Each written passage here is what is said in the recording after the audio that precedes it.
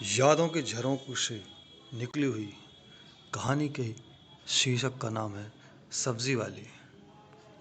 जब मैं छोटा था तो मेरी माँ एक बुजुर्ग सब्जी वाली से हमेशा घर के लिए सब्जी लिया करती थी, जो लगभग रोज ही हमारे घर एक बड़े टोकरे में ढेर सारी सब्जियां लेकर आया करती थी। इस रविवार को वह पालक के बंडल भी लेकर आई और दरवाजे पर बैठ गई। माँ को पालक बहुत पसंद थी और मुझे भी। माँ ने पालक के 2 बंडल हाथ में लेकर सब्जी वाली से पूछा, पालक कैसी दी?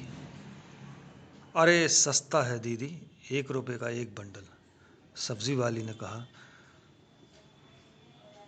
माँ ने कहा ठीक है, 2 रुपए में 4 बंडल दे दो। इसके बाद कुछ देर तक दोनों में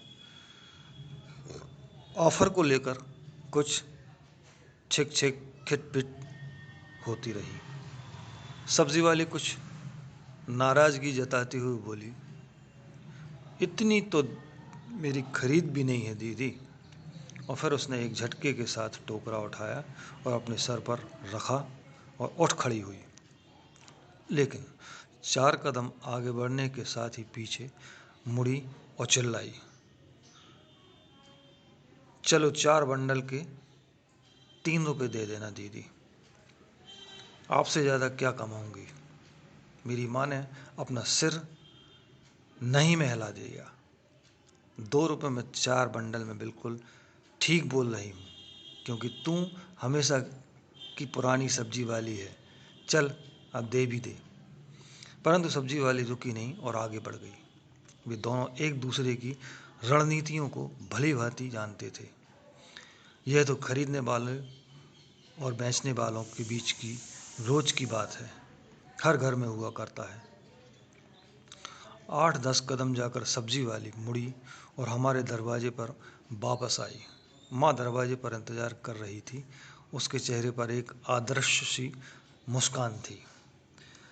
सब्जी वाली अपना टोकरा सामने रखकर कुछ ऐसे निठाल सी बैठ गई जैसे कि वह किसी सम्मोहन की समाधि में हो।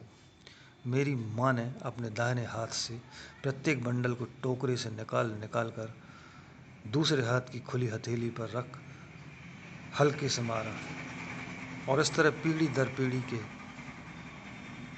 सीखे हुए मंत्रात्मक, गुणात्मक, आलोचनात्मक मानदंडों से प्रत्येक बंडल की जांच की। फिर सब्जी वाली के टोकरे में रखे हुए सभी बंडलों की प्रारंभिक शॉर्ट लिस्टिंग से माँ ने अंततः अपनी संतुष्टि से 4 बंडलों का चयन कर लिया। थकी हुई निठाल बैठी सब्जी वाली ने पालक के बाकी बंडलों को फिर से अपने टोकरे में सजाया। छोटे मूल्य वर्ग के सिक्कों में भुगतान लेकर बिना गिने ही पैसे अपने बटुए में डाल लिए। सब्जी वाले ने बैठे ही बैठे अपने टोकरे अपने सर पर रखा और उठने लगी। लेकिन टोकरा सिर पर रखकर जैसे ही वह उठने लगी, वह ना तो उठ सकी और धप से नीचे बैठ गई। मेरी माँ ने उसका हाथ थाम लिया और पूछा, क्या हुआ? चक्कर आ गया क्या? क्या सुबह कुछ नहीं खाया था? सब्जी वाले ने कहा, नहीं दीदी, चावल कल खत्म हो गया था।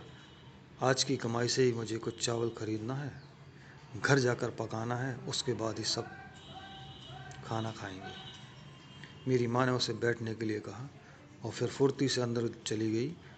चपाती व सब्जी के साथ तेजी से वापस आई और सब्जी वाली को दे दी। एक गिलास पानी उसके सामने रखा और सब्जी वाली से कहा, धीरे धीरे खाना, मैं तेरे लिए चाय बना रही हूँ। सब्जी वाली भूखी थी। उसने कृतज्ञतापूर्वक रोटी खाई, पानी पिया, चाय समाप्त की। मेरी माँ को बार बार दुआएं देने लगी। माँ ने कहा, उसके टोकरे से सिर पर रखने में उसकी सहायता की और फिर सब्जी वाली चली गई। मैं हैरान था। मैंने अपनी माँ से कहा, माँ, आपने 2 रुपए की पालक की भाजी के लिए मोल भाव करने में इतनी कठोरता दिखाई, लेकिन उस सब्जी वाले को इतने अधिक मूल्य का भोजन देने में कई गुना अधिक उदार बन गई। यह मेरे समझ से परे है। मेरी माँ मुस्कुराई और बोली, मेरे प्यारे बच्चे, व्यापार में कभी कोई दया नहीं होती और दया में कभी कोई व्यापार नहीं होता। जय माँ भारती।